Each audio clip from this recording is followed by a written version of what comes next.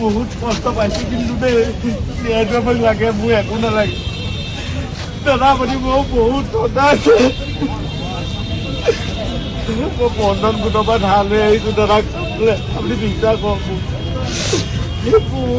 ন্যায়টো লাগে দেই বহুত দুখ পাইছোঁ কিন্তু জীৱনত আৰু মই একো নালাগে আৰু দাদা ন্যায়টো পালে হ'ল মই লাগিলে মই ইয়াতে ডিঙি ৰাতি মৰি যাম কিন্তু বহুত দুখ পাইছোঁ মই জীৱনটো ইমান দুখ পাইছোঁ নকৌ আপুনি খান্দিয়া থাকক দে মোৰ আৰু একো নালাগে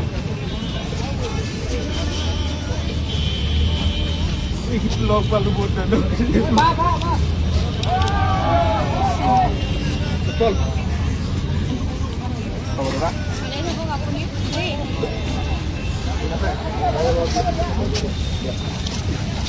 বৰষুণৰ বতৰ যেতিয়া সকলোৱে জানিছিলে যে এনেকুৱা এটা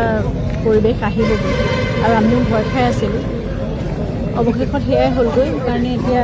জুবিন প্ৰেমী বহুত ল'ৰা ছোৱালী ওলাই আহিছে আমি সকলোৱে এটা একেবাৰে টেম্পৰেৰী চলিউশ্যন এইটো মানে কোনো ধৰণে বহুত দিন যে যাব সেইটো কথা নহয় আমি অলপ ত্ৰিপাল আনিছোঁ এনেকুৱা ধৰণে সঁজুলি কিছুমান আনি পেলাই এতিয়া সকলোৱে মিলি আৰু যিখিনি পাৰোঁ বাঁহ কাঠ ইয়াতে লোহাৰ হেৰি কিছুমান পাইছোঁ সৰু সৰু খুঁটি তেনেকৈ আমি মাত্ৰ টেম্পৰেৰী কেইদিনমানৰ কাৰণে চলিব পৰাকৈ যাতে পানী নপৰে সেইটো চাওঁ আমিওতো এতিয়া মানে ইমান কৌশলগত হেৰি নহয় গতিকে মিস্ত্ৰী কাম তেনেকৈ কৰা নাই চেষ্টা এটা কৰিছোঁ আৰু মানে বস্তুখিনি অকণমান প্ৰটেক্ট কৰি ৰাখিবলৈ চৰকাৰলৈ কি অনুৰোধ জনাব নিৰ্মাণৰ ক্ষেত্ৰত তেওঁলোকে কাম আৰম্ভ কৰিছে তেওঁলোকে কেনেদৰে এইখিনি আচলতে বস্তুখিনি তেওঁলোকে কোনোবা এটা জেগালৈ স্থানান্তৰিত কৰাৰ কথা আছিল আৰু নহ'লে বা এটা কিবা প্ৰটেক্টেড জেগা এটাত ৰখাৰ কথা আছিল যিমানসমূহ উপহাৰ কাৰণ ৰাইজে বহুত মৰমত জুবিনলৈ আনি পেলাই দিছে সেই বস্তুবোৰ বহুত বস্তু আছে ইয়াত কিতাপ পত্ৰৰ পৰা আৰম্ভ কৰি ফটোৰ পৰা আৰম্ভ কৰি বহুত হাতেৰে নিৰ্মাণ কৰা সামগ্ৰী আছে গতিকে গোটেই বস্তুখিনি মৰমখিনি আমিতো আৰু এনেকৈ মানে অৱহেলা কৰিব নোৱাৰোঁ গতিকে চাওক তেওঁলোকে কেনেকৈ কৰিব পাৰে সেইখিনি আৰু আমি বহু দিনৰ পৰা কৈয়ে আছোঁ কথা তেওঁলোকে কেনেকৈ ভাবে কি কৰে সকলোৱে কিন্তু ৰাইজে এতিয়া নিজেই কৰিবলৈ আগবাঢ়ি আহিব বিচাৰিছে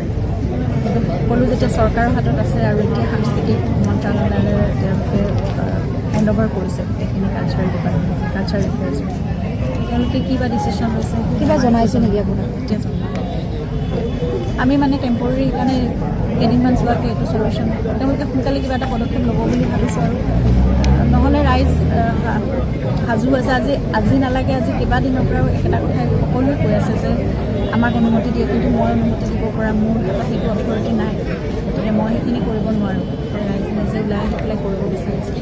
আমি হাতে কামে লাগিয়ে আৰু 2-3 দিনৰ কাৰণে যিখিনি পাৰিছোঁ আজি কেইদিনমানৰ আগতে গৈছিলে তেওঁলোকেও সেইখিনি কথা কৈছিলে যে বাউণ্ডেৰী ৱালখন আৰু গেটখন সেইটোৰ আগতে তেওঁলোকে কৰিব আৰু আমি ৰিকুৱেষ্ট কৰি আছিলোঁ এইটোৱে যে পাহাৰৰ মাটি এঢলীয়া মাটি এতিয়া বৰষুণত মানে বাগৰি আহিব ইয়ালৈ আৰু গোটেই বোকামো এটা বিৰাট বেয়া এটা প্ৰদৰ্শনৰ পৰিৱেশ হ'ব আৰু ইয়ালৈ আচলতে অকল এতিয়া অসমৰ মানুহ বুলিয়ে নহয় আমি ওচৰ পাজৰ মানুহ নহয় বহুত দূৰ দূৰণি ঠাইৰ পৰা এখন পৰ্যটনস্থলী হৈছে অকল জুবিন গাৰ্গৰ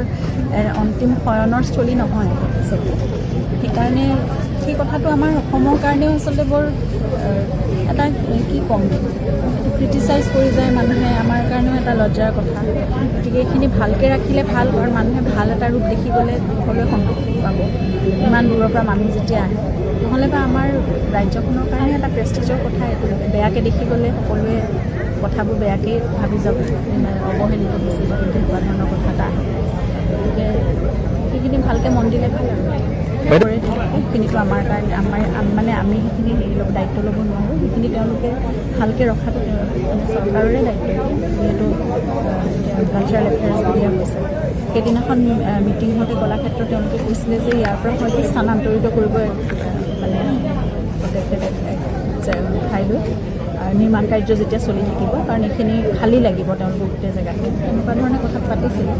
এতিয়া তেওঁলোকে ক'ত হয় কি কৰে সেই কথাখিনি আমাক জনোৱা নাই